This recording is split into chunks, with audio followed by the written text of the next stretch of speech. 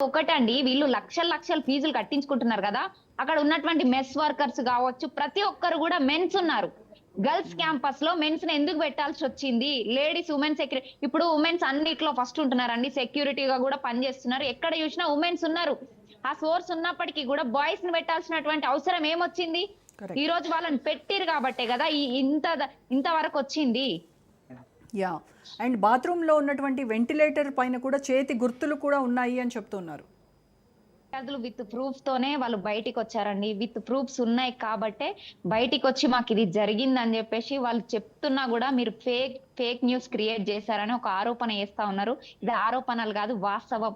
ఆ జరిగిన సమస్య పైన ముందే యాజమాన్యం స్పందించి యాక్షన్ తీసుకునే విధంగా చర్యలు తీసుకుంటే అసలు ఈరోజు విద్యార్థి పరిషత్ గావచ్చు, మీడియా గావచ్చు, డిపార్ట్‌మెంట్ అక్కడికెళ్ళే పరిస్థితే ఉండకపోతుండే.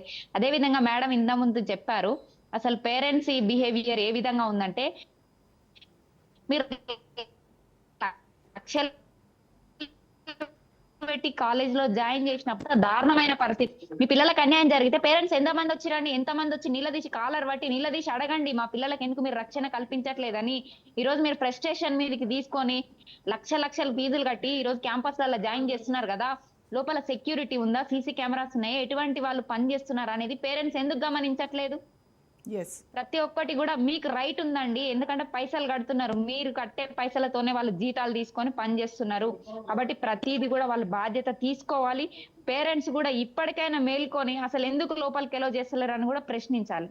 అలాగే ఝాన్సీ గారు అక్కడ మీరు ఉన్నటువంటి డైరెక్టర్ అక్కడ చైర్మన్ వీళ్ళతో కూడా మీరు మాట్లాడారు కదా! అయితే మేనేజ్మెంట్ నుంచి ఏం చెప్తున్నారు? అంటే మెయిన్ మేనేజ్మెంట్ మనకు తెలుసు పాలమ్మా, పూలమ్మా కష్టపడ్డా పైసలు సంపాదించిన కాలేజీలు పెట్టినా చదివిస్తున్నా అని పెద్ద పెద్ద డైలాగులు కొట్టినటువంటి మాజీ మంత్రి గారు ఆయన స్వయంగా ఆయన స్థాపించినటువంటి కాలేజెస్ ఇవన్నీ. సో, ఇప్పటివరకు స్పందించాలి కదా మరి. నేను కాలేజీలు స్థాపించిన పాలమ్మిన, పూలమ్మిన అంటే ఎవని కోసం అమ్మిండు? హుహు. ఆయన కోసం, ఆయన సంపాదించుకోవడం కోసం కాలేజీలు కట్టిన అంటే విద్యార్థులు కడుతున్న ఫీజులతోనే నువ్వు కాలేజీలో అట్టహాసంగా బిల్డింగులు కట్టుకొని ఈరోజు రాజకీయం చేస్తున్నావన్నా, ఇంకో బిజినెస్ చేస్తున్నావన్నా అది మొత్తం విద్యార్థులు పెట్టిన భిక్ష. అది మర్చిపోవద్దు.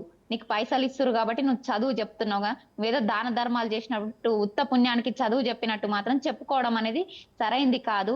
గొప్ప మీడియా ముందుకొచ్చి ప్రతిసారి అట్టహాసంగా మాట్లాడుతుంటారు గదా! మరి అలా 300 మంది విద్యార్థినిలు ఆడికొచ్చి రోడ్డు మీద ధర్నాలు చేస్తుంటే ఎందుకు మాట్లాడట్లేరు? ఒక్కరన్నా కనీసం.